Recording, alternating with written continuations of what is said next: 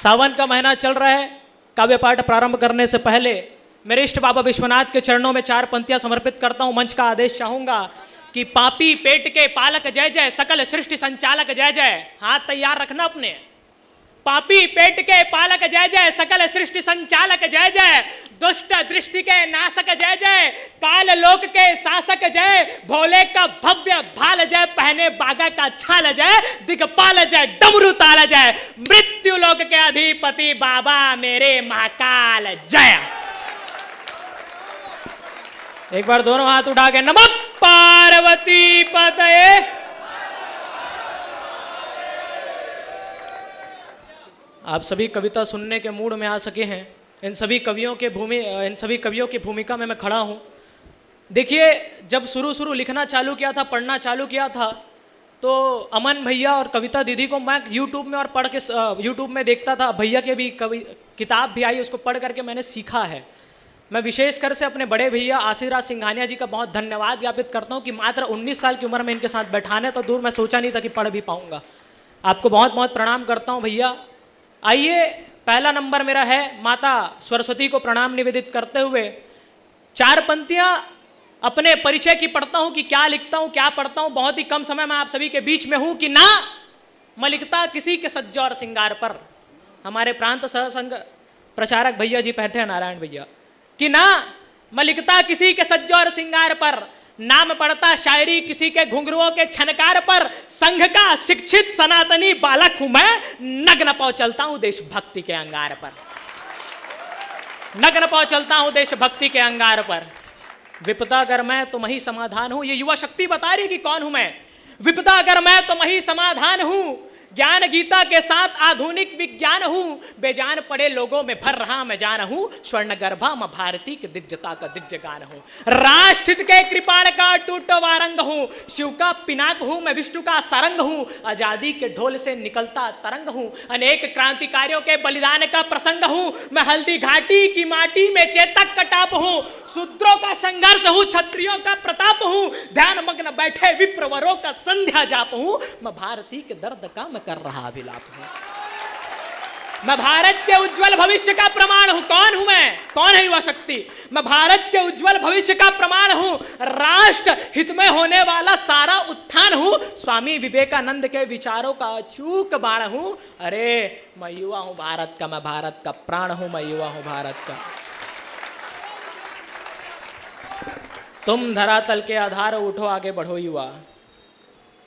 एक बहुत ही दुख होता है, मैं 19 साल का हूं, इस देश का भार मुझ पर, ऐसा कहा जाता है कि युवाओं के कंधे पर इस देश का भविष्य टिका हुआ है। कुछ समय पहले दद्दा एक गाना प्रचलित हुआ था, बचपन का प्यार।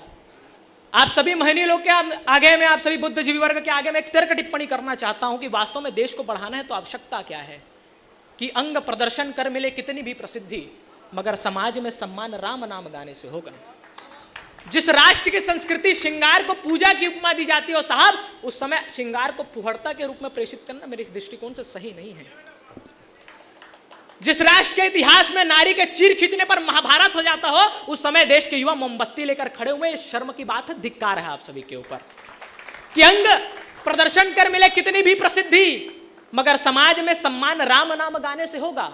चाहते हो भारत का नाम गुंजित करना विश्व में, तो देश के युवाओं को जगाने से होगा। अरे राष्ट्र का उत्थान, देश का उत्थान होगा वंदे मातरम से, ना कि तुम्हारी बचपन का प्यार गाने से होगा।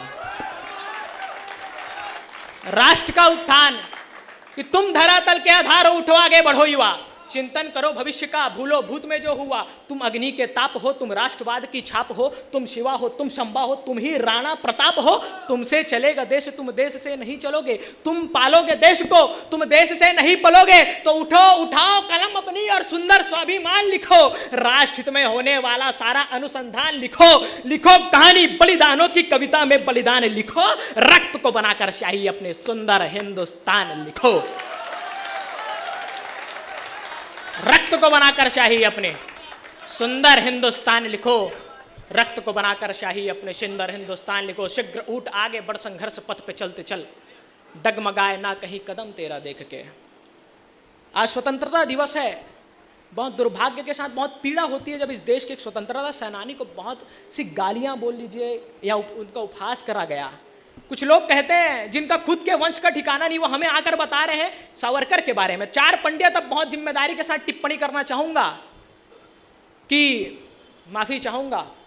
वो सावरकर के बारे में सोचिए साहब, उस सावरकर के आप वंशज हैं जिसने इस देश के लिए दो बार इस जीवन उनको दो बार जीवन भर की उनको सजा हुई है काला पानी की। हो कोई अगर ऐसा क्रांतिकारी तो मुझे बताए।